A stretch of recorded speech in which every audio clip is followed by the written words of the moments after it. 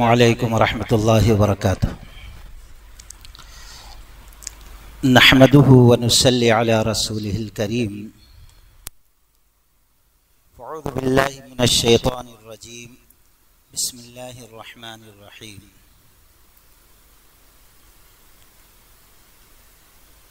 कुल्लु नफ्सिन ज़ाइक़तुल मौत व इन्नमा तुवफ़्फ़ौना उजूरकुम यौमल क़ियामह फमन ज़ुहज़िह अनिन नारि व उदख़िलल जन्नत फ़क़द फ़ाज़ वमल हयातुद दुनिया इल्ला मताउल गुरूर। रब्बि इश्रह ली सदरी व यस्सिर ली अमरी वहलुल उक़दतम मिन लिसानी यफ़क़हू क़ौली। हमने सूरह आले इमरान की एक बड़ी मशहूर और मारूफ आयत करीमा पढ़ी, जिसके अंदर अल्लाह ताला ने इस बात को वाज़ेह किया कि जितनी भी जानदार चीज़ें हैं सब ख़त्म होने वाली हैं, सबको मौत है। और हमें जो ये ज़िंदगी मिली है, इस ज़िंदगी का मकसद सिर्फ और सिर्फ ये है, जो दूसरी ज़िंदगी है वो दायमी है, हमेशा रहने वाली है, कभी उसको फना नहीं है। ये ज़िंदगी मिली लाफानी ज़िंदगी को खूबसूरत कामयाब बनाने के लिए, और उस ज़िंदगी की कामयाबी अल्लाह ने फरमाया ये है कि जो दोज़ख से बचा लिया जाए और जन्नत में दाखिल कर दिया जाए, ये बड़ी कामयाबी है। और दोज़ख से बचने, जन्नत में दाखिल होने के रास्ते में अगर कोई चीज आड़े आती है तो वो दुनिया है। और दुनिया के बारे में अल्लाह ने आगे वाज़ेह कर दिया, वमल हयातुद दुनिया इल्ला मताउल गुरूर। दुनिया की जिंदगी सिवाय धोखे के और कुछ भी नहीं। दुनिया के धोखे वाली जिंदगी में जो पड़ गया कि सब कुछ यही है, वहां की जिंदगी को बर्बाद कर लेता है। दोस्तों, अल्लाह तबारक व तआला ने वाज़ेह तौर पर फरमाया, या अय्युहल्लज़ीना आमनू क़ू अनफुसकुम व अहलीकुम नारा। ऐ ईमान वालो, तुम अपने आप को और अपने घर वालों को उस जिंदगी में, अगर तुम इस जिंदगी में फंस गए, सब कुछ इसी जिंदगी के लिए मेहनत कोशिश की है, तो वहां की जिंदगी जो है नाकामी है। और वो नाकामी क्या है? दोज़ख है। उस दोज़ख से तुम अपने आप को और अपने घर वालों को बचाओ, जिसमें जलाई जाने वाली चीज इंसान है और बाकी का काम पत्थरों से लिया जाएगा। अब सवाल ये पैदा होता है, ये दोज़ख आज हम सुनते रहते हैं, बोलते रहते हैं, लेकिन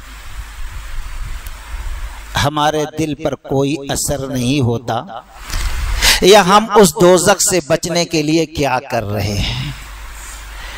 उस दोज़ख की हौलनाकी बयान करते हुए इकरमा रहमतुल्लाह अलैह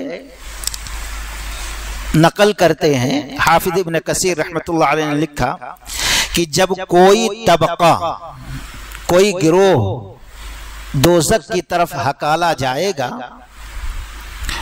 तो 4 लाख की तादाद में फरिश्तों को देखेंगे, और वो बड़े डरावने होंगे, एकदम काले कुलूटे होंगे। उनमें रहम नाम की कोई चीज अल्लाह ने नहीं बनाई है, और उनकी हाइट ऐसी है, इस मोढ़े से अगर एक परिंदा उड़ना शुरू करे तो दूसरे मोढ़े तक पहुंचने तक 2 महीने का अरसा लगेगा। ऐसी हाइट उनकी। आगे बढ़ेंगे तो 19 फरिश्ते और देखेंगे, उनकी जसामत का क्या कहना कि सीने के एक किनारे से अगर कोई सफर करना शुरू करे तो दूसरे किनारे तक पहुंचने में 70 साल का अरसा लग जाएगा। ऐसे फरिश्ते हो गए। और फिर जो दोज़ख के पट हैं, दरवाजे हैं, 7 दरवाजों का तस्करा कुरान ने किया। लहा सबअतु अबवाब, 7 दरवाजे हैं, 7 दर्जे हैं, और हर एक का हिस्सा अल्लाह ने मुकर्रर कर दिया है। ये गुनाह करने वाला ये दरवाजे से, गुनाह करने वाला ये दर्जे में जाएगा। खैर, वहां की अदाब जितना बड़ा है, जिसको अदाब दिया जाएगा उसी हिसाब से उसके जिस्म को भी बना दिया जाएगा। यही जिस्म हमारा नहीं रहेगा। तो आज के दर्स में हम एक नबी के ख्वाब को के जरिए ये देखें, कुछ ऐसे लोग हैं जिसको वो दोज़ख का मुंह देखना पड़ेगा। अल्लाह से दुआ करें कि अल्लाह ताला वो दोज़ख का मुंह कभी हम लोगों को ना दिखाए। उसमें से पहला जो अमल है वो शिर्क है। बार बार इसको सुनते होंगे। और उसके अलावा बहुत से अमाल हैं। खैर, इमाम बुखारी रहमतुल्लाह अलैह बुखारी शरीफ के अंदर तकरीबन 2-3 जगहों पे ये हदीस नकल की है। किताबुल जनाइज के अंदर, किताबुर रुया के अंदर, कुछ अल्फाज के आगे पीछे या कुछ कमी बेशी के साथ, 2 जगह, अहकामुल जनाइज और किताबुर रुया। और इस हदीस के रावी समुराह बिन जुंदुब रज़ी अल्लाह तआला अन्हु है। अल्लाह के नबी सल्लल्लाहु अलैहि वसल्लम का हमेशा का मामूल था, जब नमाज फजर पढ़ाते तो आप लोगों की तरफ मुतवज्जे हो जाते और लोगों से सवाल करते, क्या तुमने कोई ख्वाब, तुम लोगों में से किसी ने ख्वाब देखा है रात में? अगर कोई शख्स कहता हाँ हमने ख्वाब देखा है, तो अल्लाह की तौफीक से नबी सल्लल्लाहु अलैहि वसल्लम उसकी ताबीर बयान करते। समुराह रज़ी अल्लाह तआला अन्हु कहते हैं, हस्ब मामूल आपने ऐलान किया, किसी ने आज रात में ख्वाब देखा है? सब खामोश है, किसी ने कोई ख्वाब नहीं देखा। आपने फरमाया, ऐ सहाबियों, आज रात हमने ख्वाब देखा है। अब सहाबा इकराम अपनी निगाहों को नबी अलैहिस्सलातु वस्सलाम के चेहरे अक़दस पे लगा दिया, सुनने के लिए तैयार हो गए। क्योंकि वही के किस्मों में से, नबूवत के हिस्सों में से 40वां हिस्सा ही है। ख्वाब के जरिए भी कभी अल्लाह ताला कुछ वही नाजिल फरमाया करता था, कुछ अहकाम दिया करता था। सहाबा इकराम अपनी निगाहों को नबी रहमत सल्लल्लाहु अलैहि वसल्लम पर लगा दिया।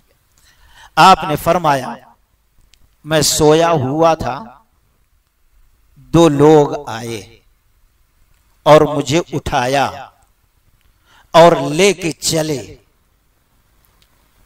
चलते रहे, यहां तक कि चलते चलते मैं एक जगह रुक गया। देखता क्या हूं, एक शख्स लिटाया गया है चित, और एक शख्स उसके सर के पास पत्थर की एक बहुत भारी बड़ी चट्टान लेकर ठहरा है, और वो चट्टान उठाकर खींचकर उसके सर पे मारता, उसका सर फट जाता है, कीमा कीमा बन जाता है। और पत्थर जो है, यहां जब सर पे मारा तो यहां से उछलकर वहां गिरा। मारने वाला पीछे भागता है, भागते भागते वो पत्थर को पकड़ता है और लेकर आता है। उसके आने से पहले पहले उसका सर फिर एकदम सही सालिम दुरुस्त हो गया पहले की तरह, और फिर खींच कर मारता है, फिर पत्थर दूर गिरता है, फिर मारने वाला लाता है, फिर सही सालिम सर पहले के जैसा। बार बार ये मामला चल रहा है। अल्लाह के रसूल सल्लल्लाहु अलैहि वसल्लम ने कहा सुभान अल्लाह, ये जिसको मारा जा रहा ये कौन है और मारने वाला कौन है? उन दोनों ने कहा इन तलिक क़ाल फंतलक़ना, चलो चलो आगे बढ़ो। अल्लाह के रसूल सल्लल्लाहु अलैहि वसल्लम कहते हैं हम चलने लगे। चलते चलते एक ऐसी जगह पे पहुंचे जहां पर एक शख्स को बिठाया गया है और एक शख्स खड़ा है और उसके हाथ में आंकड़ा है। अब हम आप कभी देखे होंगे स्टेशनों पे या किरण वगैरह भारी जो सामान उठाता है वो किस तरीके से रहता है, या स्टेशन पे कुली वगैरह एक बहुत बड़ा बंडल सामान का रहता है, उसके अंदर घुसाते और खींचते हैं। एक मिसाल मैं दे रहा हूं समझ। उसी अंदाज में एक कड़ा था, लोहे का आंकड़ा, यहां मुंह में डालता है। अल्लाह के नबी सल्लल्लाहु अलैहि वसल्लम ने फरमाया चीरते हुए गुद्दी तक लाता है, वो चीखता है, चिल्लाता है। फिर नाक के सुराख में डाला और फाड़ते फाड़ते गुद्दी तक लाया, आंख में डाला, घुसाया और गुद्दी तक लाया। कितनी तकलीफ, वो तकलीफ, वो दर्द है, हम आप तसव्वुर में भी लाना चाहे नहीं आ सकते।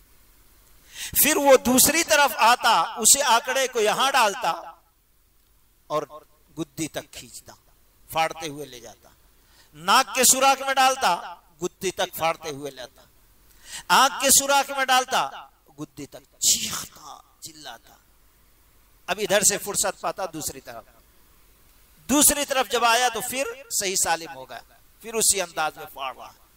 फिर दूसरी तरफ आया बाएं तरफ, फिर सही सालिम वो फाड़ता। बार बार यही आजाब दिया जा रहा है उसको, यही मामला पेश आ रहा। अल्लाह के नबी सल्लल्लाहु अलैहि वसल्लम ने उन दोनों से कहा सुभान अल्लाह, ये दोनों कौन है? उन दोनों ने कहा इंतलिक क़ाल फंतलक़, चलो चलो आगे बढ़ो। अल्लाह के रसूल सल्लल्लाहु अलैहि वसल्लम कहते हैं हम आगे बढ़े तो देखा एक तंदूर नुमा गढ़ा था।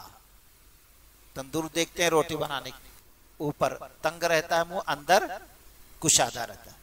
एक मिसाल नबी ने दिया ताकि हमारे समझ में बात आ जाए। वहां की हर चीज सोच से बढ़कर, उसका तसव्वुर हम नहीं ला सकते अपने दिल दिमाग में।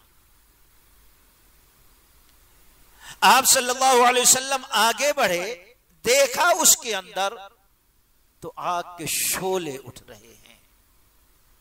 वो आग जिसके बारे में अल्लाह के नबी सल्लल्लाहु अलैहि वसल्लम ने फरमाया दोज़ख ने अल्लाह से शिकायत की, अकाला बाज़ी बाज़न, अल्लाह मेरा बाद हिस्सा बाद हिस्से को खा रहा है।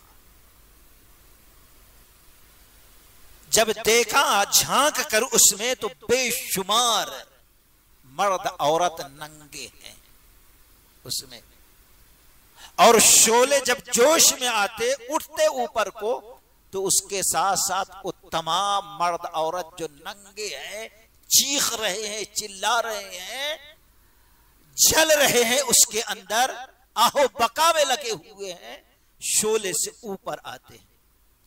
जब आग का शोला कम होता तो वो नीचे फिर जाता। बार बार यही मामला। आपने पलट कर पूछा ये दोनों कौन है, ये लोग कौन है? फिर वही जवाब, चलिए चलिए। अल्लाह के नबी सल्लल्लाहु अलैहि वसल्लम कहते हैं हम चले आगे। देखते क्या है, एक जगह खून का दरिया है। रात में दरिया खाली पानी का देखे, तालाब तो डर सा होता है, वहां खून का दरिया। बीचों बीच में एक शख्स पड़ा है और बड़ी कोशिश मेहनत करके किनारे आता है। जब किनारे पहुंचता है तो वो समझता है बच गया, लेकिन वो किनारे पे एक शख्स ठहर के है, बहुत सारा पत्थर रखा है। वो पत्थर उठाता है और मारता है। वो शख्स जहां से चल के आया था, इतनी परेशानी मुसीबत उठा के फिर वही पड़ता, फिर मेहनत कोशिश, डूबते बचते पहुंचता, फिर वही पत्थर मारने वाला था। बार बार ये मसला। आपने कहा सुभान अल्लाह, ये कौन है? कहा गया चलो चलो इन तलीक तलीक, आगे चलो आगे चलो। आगे चले, आप एक जगह पहुंचते हैं तो देखते हैं कि एक शख्स इतना बदसूरत कि एक शख्स जितना बदसूरत हो सकता है उतना बदसूरत है वो। यानी अब उसके बाद बदसूरती खत्म, इतना बदसूरत। वो शख्स, एक आग जल रही है वहां पर, उस आग को और तेज करता है और उसके चारों तरफ घूम रहा है, तेज करता है, घूमता रहता है। पूछा ये कौन है, क्या कर रहा है? दोनों ने कहा आगे चलो। पहुंचे एक बहुत बड़े खूबसूरत बागीचे में। अब वो बागीचा मौसम के तमाम फूल फल उसके अंदर हैं। एक शख्स को देखा, लंबा तड़ंगा। आप सल्लल्लाहु अलैहि वसल्लम कहते हैं मैं कोशिश करने के बावजूद भी उसके ऊपर का हिस्सा, सर चेहरा नहीं देख पा रहा, आसमान से उसका सर बात कर रहा है। किताबुर रुया में जो हदीस नकल है उसमें खड़े होने का लफ्ज है, लेकिन यही हदीस किताबुल जनाइज में जो है वहां बैठने का लफ्ज है। हो सकता है दोनों शक्ल में अल्लाह के रसूल सल्लल्लाहु अलैहि वसल्लम ने देखा हो। और उनके अतराफ में जो ठहरे हैं बेशुमार मासूम नन्हे मुन्ने बच्चे बैठे हैं। कहा कौन है ये बच्चे और ठहरने वाला? कहा आगे बढ़ो। आप आगे बढ़े, एक और बहुत खूबसूरत बागीचे में पहुंचे और वहां पर चढ़े एक दरख्त पे, तो एक बहुत बड़ा महल नजर आया। वहां पहुंचे, दरवाजा खुलाए, दरवाजा खोला गया। कुछ ऐसे लोगों के पास से पहुंचे कि उनका जिस्म जो है निस्फ हिस्सा खूबसूरत है और निस्फ हिस्सा इंतहाई बदसूरत है। अजीब गरीब मामला, आधा हिस्सा खूबसूरत, आधा हिस्सा बदसूरत। उन दोनों ने कहा जाओ तुम लोग, देखो नहर है यहां जिसका पानी एकदम दूध के जैसा या दूध था। वो लोग गए, उसमें डुबकी लगाए, नहाए, वापस पूरा जिस्म खूबसूरत हो गया, एक जैसा हो गया। पूछा कौन है? तो कहा गया चलिए ये जन्नते आदन है, ये जन्नते आदन है। आप कहते हैं मैं ऊपर सर उठाया तो अबर देखता हूं और उसके अंदर एकदम सफेद एक महल खूबसूरत नजर आया। तो मुझे कहा गया कि ये आपका ठिकाना है, आपके लिए बनाया गया है। तो मैंने कहा छोड़ दीजिए, मैं दाखिल हो जाता हूं। उन दोनों ने कहा नहीं नहीं, अभी नहीं है, आप ही के लिए दाखिल होंगे, आप ही रहेंगे, आप ही, लेकिन अभी उसका वक्त नहीं आए, वक्त आने के बाद। तो अल्लाह के नबी सल्लल्लाहु अलैहि वसल्लम ने फरमाया कि मैंने कहा भाई आज रात मैंने बहुत सारी अजीब गरीब चीजें देखी हैं, जरा उसको बताओ तो क्या क्या देखा, जो हमने देखा क्या है, कौन है वो? तो उन दोनों ने बताना शुरू किया कि जहां आप पहले रुके एक शख्स लिटाया गया था चित, और एक शख्स उस पर उठाकर चट्टान मारता, उसका सर फट जाता, कीमा कीमा बनता, फिर पत्थर मारने वाला पत्थर को उठा के लाता, फिर सर दुरुस्त हो जाता, फिर मारता। वो शख्स है आपकी उम्मत का। अहकामुल जनाइज में जो हदीस का हिस्सा है वहां यह है कि यह शख्स कुरान का जानने वाला था, हाफिज था, कारी था, मौलवी था, लेकिन रात में कुरान वगैरह नहीं पढ़ता था, नमाज नहीं पढ़ता था। किताबुर रुया में जो हदीस है उसके अंदर यह है, ये वो शख्स है जो नमाज के वक्त सोए रहता था, इसका सर भारी हो जाता था, नमाज के लिए उठता नहीं था। इसको क़यामत तक यही अज़ाब दिया जाएगा। जो सर इसका भारी हो जाता था नमाज के वक्त, आज उस सर को फोड़ फोड़ कर हल्का किया जा रहा है। गौर करें दोस्तों, कहीं इनमें हमारा शुमार तो नहीं है क्या? इस वक्त मगरिब में जितने लोग रहते हैं, फजर में भी इतने लोग रहते हैं। नमाज वो इबादत, सबसे बड़ी इबादत है, और ये इबादत कबूल हुई तो दूसरे आमाल की कबूलियत के दरवाजे खोले जाते हैं। अगर हम नमाज अदा करके दूसरे इबादतों के कबूलियत के दरवाजे नहीं खोले तो हमारी इबादतें रायगा और बेकार हो जाएगी। लेकिन अफसोस, आज मुसलमान इस सबसे बड़ी इबादत से जितनी बगावत कर रहा है, शायद दीन के किसी और हुक्म से, फराइज से वो उतनी बगावत नहीं कर रहा। रोजे भी रमजान के रख लेता, हज भी कर लेता है, ज़कात भी दे लेता है, चंदे भी दे लेता, लेकिन सबसे ज्यादा सुस्ती और काहिली नमाज। आप सल्लल्लाहु अलैहि वसल्लम ने फरमाया, मन तरक सलात मुतअम्मिदन फक़द कफरा जिहारा, तबरानी की रवायत। जिस शख्स ने जानबूझकर नमाज को तर्क कर दिया, उसने खुल्लम खुल्ला कुफ्र कर दिया। जिहारा, खुल्लम खुल्ला कुफ्र कर दिया। अल्लाह के नबी सल्लल्लाहु अलैहि वसल्लम जब किसी लश्कर को भेजते थे तो आप उनको ताकीद करते, नसीहत करते, देखो जब किसी बस्ती पे पहुंचना रात में तो हमला नहीं कर देना, सुबह होने का इंतजार करना।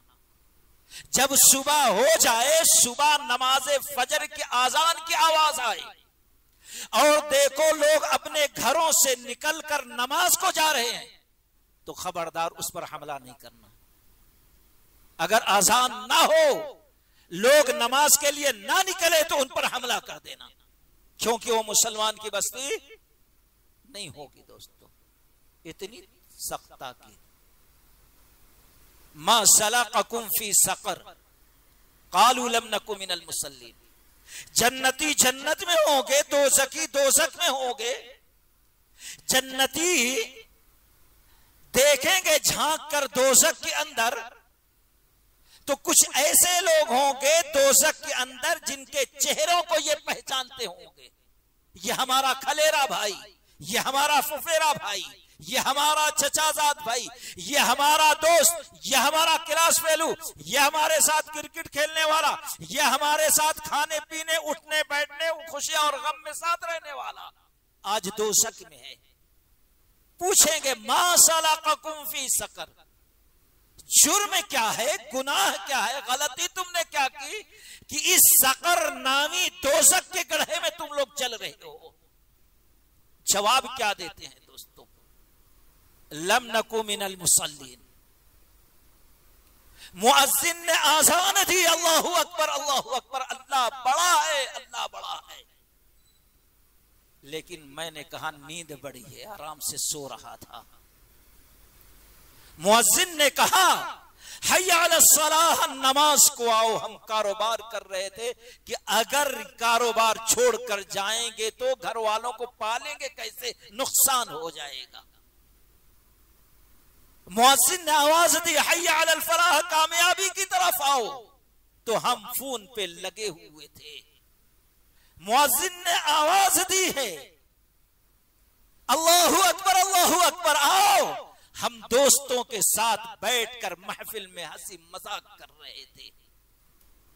मुअज्जिन ने कहा अल्लाह बड़ा है, आओ नमाज की तरफ, कामयाबी यहां से मिलेगी। लेकिन हमने सोचा फोन में मजा आ रहा है, 10 किस्म के एप्लीकेशन इसके अंदर है, ये करेंगे तो ये मिलेगा, उसी फोन में डूबे हुए थे। कहेंगे लम नकु मिनल मुसल्लीन, अल्लाह की कसम हम जानते थे मुअज्जिन बुला रहा है, हमको मालूम था नमाज का ये वक्त है, लोग नमाज के लिए ठहरे हैं, लेकिन उन नमाज पढ़ने वालों के साथ हमने नमाज नहीं पढ़ी। ये वजह है इस दोज़ख में जलने के। उन दोनों ने कहा आपकी उम्मत का ये वो शख्स है जो सोए रहता था, नमाज को नहीं उठता था, इसको अजाब दिया जा रहा है और क़यामत तक इसको यही अजाब दिया जाएगा। अल्लाह से दुआ करो दोस्तों, अल्लाह हमको नमाज की पाबंदी करने वाला बनाए। और फिर वो दोनों कहते आगे बढ़े। आपने पूछा वो जिसका मुंह चीड़ा जा रहा था नाक डालकर, ये अजाब जो दिया जाता वो कौन है? बताया गया ये वो शख्स है जो झूठ गढ़ता था, झूठ बोलता, झूठ फैलाता, तकरीरों में झूठ बोलता, लोगों को हंसाने के लिए झूठ बोलता, नबी से जो हदीस साबित नहीं है वो हदीस कहता नबी ने फरमाई है, झूठ फैलाता, अकीदे में झूठ, अमल में झूठ, हंसी मजाक करते वक्त झूठ, कारोबार में झूठ, झूठ झूठ झूठ, हर जगह झूठ आम था। आज झूठ को लोग झूठ नहीं समझ रहे, गुनाह नहीं समझ रहे। अल्लाह की कसम झूठ हराम है, बुराई है, और बुराई दोज़ख तक ले जाने वाली है। एक एक चीज पर आप नजर डालो। बुखारी की रवायत, एक छोटा सा मासूम बच्चा, नन्हा मुन्ना बच्चा, हदीस का रावी अब्दुल्लाह बिन आमिर रज़ी अल्लाह ताला अन्हु, वो कहते गली में मैं अपने हम उम्र बच्चों के साथ खेल रहा था। गली में खेल रहे थे, कितने बड़े रहे हैं, छोटे से। अल्लाह के नबी सल्लल्लाहु अलैहि वसल्लम घर पे आए हैं। इसी दरमियान मेरी मां ने कहा आए अब्दुल्लाह आओ मैं फला चीज दूंगी। साहिब शरीयत, जिनके ऊपर दीन शरीयत दस्तूर कानून अल्लाह ने मुकम्मल किया और नेमत कहा है, वो हस्ती मौजूद है। बात छोटी है, अल्लाह की कसम कोई दीन का ऐसा मसला नहीं है जिसको अल्लाह ने मुकम्मल ना कर दिया हो, वाज़े ना बयान किया हो। छोटी सी बात है, अल्लाह के नबी देख रहे हैं उसकी तरफ। बच्चा आया, जब मां ने बोला बेटा इधर आओ मैं फला चीज तुमको दूंगी। हमारे घर की औरतें भी बुलाती हैं, बेटा आ जाओ फला चीज दूंगी, बेटा ये कर लो ये तुमको दिलाऊंगी, बेटा सो जाओ अल्लाह बाबा आ जाएंगे, बेटा सो जाओ नहीं तो भूत आ जाएगा, बेटा सो जाओ नहीं तो ऐसा हो जाएगा। झूठ झूठ मासूम बच्चे के। ये नहीं सोचती कि इसका असर हमेशा बाकी रहेगा बच्चे पर। आपने फरमाया ऐ उम्मे अब्दुल्लाह, तुमने अब्दुल्लाह को अपने खेलते हुए बच्चे को बुलाया कुछ देने के लिए, तुम दोगी कि नहीं? अल्लाह अकबर। तुम कुछ दोगी ही कि सिर्फ वैसे ही बुलाया कि फला चीज दोगी?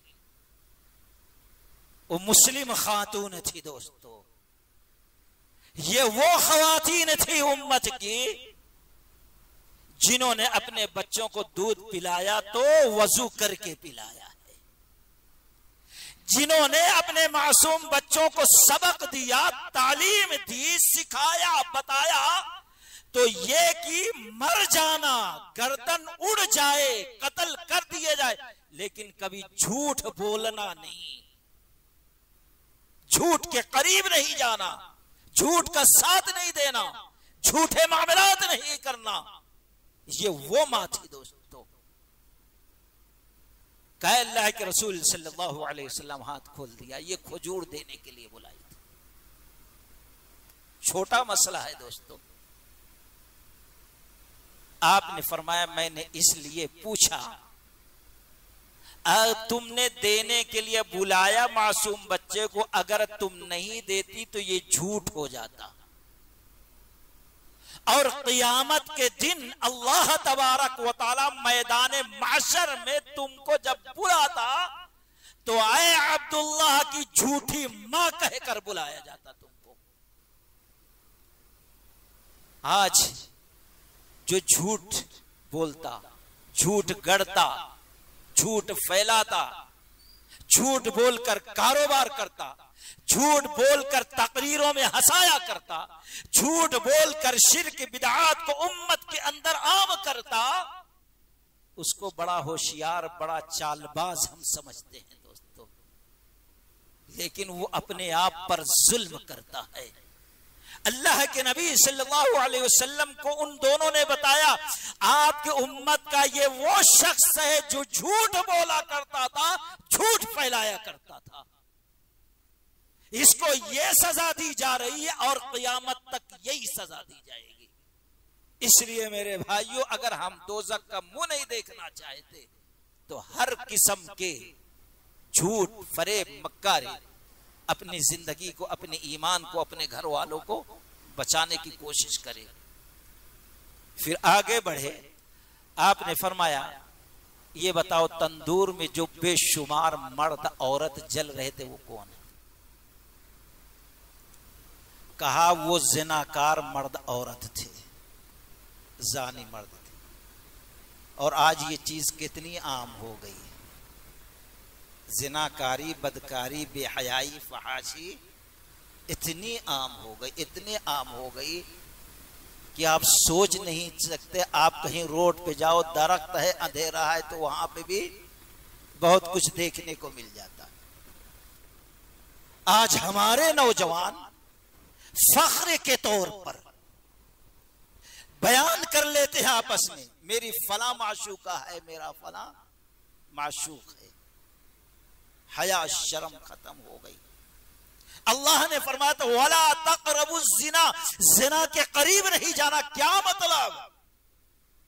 वो चीजें, जो चीजें तुम्हारे दिल के अंदर बदकारी, फहाशी, बेहयाई, बदकारी, जिना करने का जज्बा पैदा कर दे, ऐसी चीज ना करना, ना देखना, ना सुनना और ना सुनाना।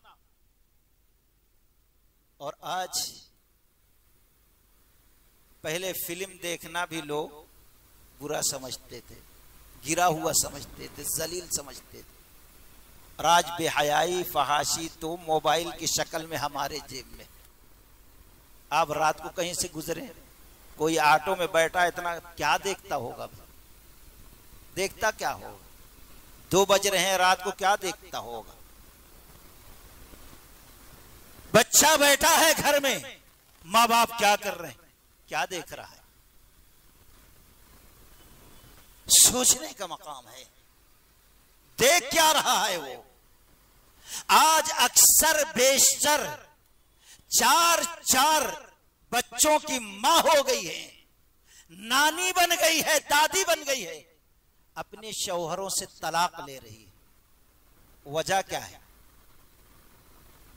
हर दूसरे तीसरे दिन कोई ना कोई अपना भाई फोन करके ये मसला पूछता, मेरी बीवी के लिए हमने सारी सहूलत की चीज है, 4 व्हीलर भी दिला दिया, सब कुछ दिला, लेकिन वो जोर दे रही है कि मुझे तलाक दे दो। सोचने क्यों? वजह वही है। अल्लाह ने तो कहा था वला तक़रबुज़, जो चीजें तुम्हारे अंदर शहवत पैदा कर दें, बदकारी, ज़िनाकारी का जज्बा पैदा करें, वहां भटको भी मत। आज हमने उसको अपने जेब में रखा है। 5 गुनाह नबी ने फरमाया, उम्मत को इब्न माजा की रवायत, 5 सजाएं हैं। उसमें से पहली चीज जो है, आपने फरमाया जब बेहयाई, फहाशी आम हो जाएगी तो ऐसी बीमारी अल्लाह ताला लाएगा कि जिसका नाम तुम्हारे बड़ों ने ना सुना होगा। आज कैसी कैसी बीमारी, ये बेहयाई, चैन सुकून घर से खत्म हो गया है। गौर करो, कहीं इसी हालत में हम मौत करने वाला बन जाए तो हमारा ठिकाना क्या होगा। वक्त है, मोहलत है, हम अपनी इस्लाह कर लें तो इंशाअल्लाह आखिरत संवर जाएगी। तो उन दोनों ने कहा, आपकी उम्मत के ये वो मर्द औरत हैं जो हराम तरीके से अपनी ख्वाहिश को पूरा करते थे, बदकारी करते थे, आज इनको ये सजा दी जा रही है और क़यामत तक यही सजा रहेगी। अल्लाह ऐसे अमाल से बचाए जिसकी वजह से दोज़ख का मुंह देखना पड़े। फिर कहा, वहां जहां पहुंचे थे खून का दरिया है, पीप का दरिया है। बताया गया कि आपकी उम्मत का ये वो शख्स है जो सूदी मामला करता था, सूद खाया करता था। आज सूद कितना आम हो गया है। हम सूद के सिर्फ एक ही दर्जे में अटके हुए हैं, सूद के 73 दर्जे हैं कहां कहां। और इमाम मालिक रहमतुल्लाह अलैह, एक मर्तबा एक शख्स आया शराब के बारे में पूछने, किसी को देखा शराब की हालत में, तो उसने गुस्से में, शराब है संभल नहीं पा रहा है, तो इन्होंने गुस्से से कहा, चांद तोड़ने के लिए कोशिश कर रहा है, उछल रहा है, शराब पिया है। तो जो देखने वाले थे उन्होंने कहा, अल्लाह की कसम, इससे बुरी चीज अगर कोई हो सकती है जो इब्ने आदम अपने पेट में डालता है तो मेरी बीवी को तलाक। कहने तो कह दिए, कसम खा लिए, सोचे शराब से बढ़कर कोई हराम चीज। आए इमाम मालिक रहमतुल्लाह अलैह के पास और कहा, ऐसा हो गया, क्या तलाक हुई? आपने कहा, जाओ मैं पहले तहकीक कर लेता हूं। दूसरे दिन आया, फिर पूछा, कहा अभी नहीं। तीसरे दिन, चौथे दिन का, मैंने 3-4 मर्तबा तुम्हारे मसला पूछने के बाद कुरान को पढ़ा, सिर्फ एक मर्तबा नहीं, 3-4 मर्तबा, 3-4 दिन तक गौर किया तो मसला यह खुलकर आया, सबसे बड़ा हराम जो इंसान अपने हलक के नीचे उतारता है वो सूद है। इसलिए तुम्हारी बीवी को तलाक पड़ गई, क्योंकि शराब से भी बढ़कर यह हराम है। इसकी तकरीबन 20-22 वईदें हैं, कबाहतें हैं, दुनियावी और दीनी। सोचो, अल्लाह ताला ने सूरह आल इमरान के अंदर कहा, या अय्युहल्लज़ीना आमनू ला ताकुलुर रिबा अज़आफ़न मुज़ाअफ़ा वत्तक़ुल्लाह लअल्लकुम तुफ़्लिहून। चढ़ा बढ़ा के खाते हो, अल्लाह से डर जाओ, छोड़ दो, कामयाब हो जाओगे। फिर उसके बाद क्या कहा, वत्तक़ुन नारल्लती उइद्दत लिल काफ़िरीन, बचो, सूद से रोका, फिर कहा बचो उस दोज़ख से जो काफिरों के लिए तैयार की गई। मसला क्या वाज़ेह हुआ, सूद खाने वाला अगर उसी हालत में मरता है तो दोज़ख के उस दर्जे में जाएगा जो काफिरों के लिए तैयार की गई। इसी तरीके से फ़इन लम तफ़अलू फ़आज़नू बिहर्बिन मिनल्लाहि व रसूली, सूदखोर को दोज़खी करार देते हुए अल्लाह ने कहा, अब बच जाओ, अगर अब नहीं बचते तो अल्लाह व रसूल से जंग के लिए तैयार हो जाओ। गैर मुस्लिम से नहीं, इजराइल से नहीं, किसी मुशरिक से नहीं, बल्कि अगर तुम नहीं छोड़ते तो अब तैयार हो अल्लाह व रसूल से जंग करने के लिए। कितनी बड़ी और सख्त वईद है। किसी और गुनाह पर यह बात अल्लाह ताला ने नहीं कही है, इतना बड़ा हराम। लेकिन आज इतना सूद आम हो गया है, ये जो कार्ड वगैरह चल रहा है ना, ये भी आप गौर करेंगे, सूद, गाड़ी सूद पे किस्तों में। इसी तरीके से बेगम ने कहा, कब तक किराए घर पे रहेंगे, प्लाट ले लिए हैं, सूद पे पैसा ले लो और बिल्डिंग बना लो, किराया आता रहेगा, तौबा इस्तगफार कर देंगे, अल्लाह माफ करने वाला है, गफूरुर रहीम है। हराम का सिलसिला शुरू हो गया। गाड़ी पुरानी हो गई, पैसा नहीं है, चलो किस्तों में ले लो, 1000-1500 बढ़कर दे दो। 5 लाख है, कब तक किराया देंगे? किसी को दे दो 5 लाख और फिर मुफ्त में 2 साल तक रहो। ये सब सूद के तरीके हैं। ये चीजें एकदम आम हो गई हैं। अल्लाह के नबी सल्लल्लाहु अलैहि वसल्लम को बताया गया आपकी उम्मत का ये वो शख्स है जिसको आपने खून के दरिया में, पीप के दरिया में देखा है, जो सूद का मामला किया करता था। दोस्तों, भूखे रह जाओ एक वक्त, लेकिन इस हराम के पीछे न जाओ। अगर दोज़ख से अपने आप को बचाना है, अपनी इबादतें कबूल करवाना है तो। फिर अल्लाह के नबी सल्लल्लाहु अलैहि वसल्लम ने कहा वो शख्स जो इंतहाई बदसूरत था, आग जला रहा था, कहा वो दोज़ख का दारोगा मालिक है। कहा बागीचे में जो बड़ा आदमी, कहा इब्राहीम अलैहिस्सलातु वस्सलाम है। पूछा वो बच्चे, कहा वो बच्चे जो मासूम थे, नन्हे मुन्ने थे, बुलूगत से पहले इंतकाल हो गया, वो सारे बच्चे हैं जो उनके अतराफ में हैं। तो पूछा सहाबा इकराम ने, अल्लाह के नबी गैर मुस्लिम के भी बच्चे? गैर मुस्लिम? आपने फरमाया वो भी जन्नत में। यहां सवाल ये पैदा होता है, कुछ हदीसें ऐसी है जैसे हजरत खदीजा रज़ी अल्लाह तआला अन्हा कि अल्लाह के नबी जो दूसरे शौहर से बच्चे पैदा थे वो इंतकाल कर गए हैं, वो कहां होंगे? आपने कहा दोज़ख में। मासूम बच्चे हजरत खदीजा रज़ी अल्लाह तआला दूसरे शौहर से थे, आपने वाज़ेह तौर पर कह दिया दोज़ख में। दिल गमज़दा हो गया, चेहरा उतर गया तकलीफ से। बच्चे मासूम थे दोज़ख में। संभालते हुए कहा अल्लाह के नबी आपसे जो पैदा हुए इंतकाल किए, आपने फरमाया जन्नत में। तो यहां जो गैर मुस्लिम भाइयों के बच्चे हैं वो भी मरे तो इब्राहीम अलैहिस्सलातु वस्सलाम के साथ जन्नत में, वहां आपने करें। तो ये ऐसा मसला है जिसमें दोनों सुकूत ही बेहतर है। जैसे तकदीर का मसला है, ज्यादा बहस करेंगे तो ये बहक जाने, गुमराह होने का डर है। वैसे ही इस मसले में भी ज्यादा बहस, जो हदीस आ गई वल्लाहु आलम, अल्लाह हर चीज का, अगर वही बच्चे बड़े होते तो अल्लाह जानता है वो क्या करते, वो हिसाब से अल्लाह ताला जन्नती और दोज़खी करार दी।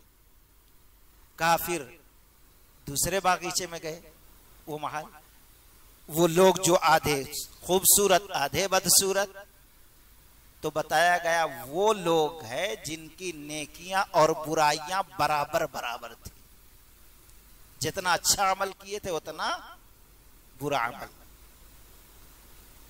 अल्लाह ने उनके गुनाहों को अपने फजल करम से माफ कर दिया और फिर जन्नत में दाखिल कर दिया। अल्लाह से दुआ करो अल्लाह ताला ये मकाम हम लोगों को भी अता कर दे। गलतियां गुनाह है दोस्तों। ये जिनकी नेकियां गुनाह बराबर थे उनका मामला था नहर में नहाए, यानी अल्लाह ने अपने फजल करम से उनको बख्श दिया है। और हम दोनों कौन हैं? उन दोनों ने बताया मैं जिब्रील हूं और ये मीकाईल अलैहिस्सलातु वस्सलाम है। ये है मुकम्मल हदीस। दोस्तों इस हदीस पर गौर करें, कितने सबक मिलते। 4 ऐसे आमाल हैं आज मुआशरे में देखते हैं, वो बुराइयां बड़ी कसरत से आम हैं। अगर हम दोज़ख से बचना चाहते हैं, अपनी उखरवी जिंदगी सुधारना चाहते हैं, आगे बढ़ते हुए कदम जो है बुराई की तरफ उसको वहीं पे रोक ले, इस्लाह कर ले और अल्लाह की तरफ आ जाए, नेकियों की तरफ अपने आप को पलटा ले, ताकि वहां की जिंदगी हमारी संवर जाए। अल्लाह ताला से दुआ है अल्लाह ताला हम तमाम लोगों को सही मानों में कुरान और सुन्नत पर गौर करने और फिर उस पर अमल करने की तौफीक रफीक अता फरमाए। व आखिरु दावाना अनिल हम्दुलिल्लाहि रब्बिल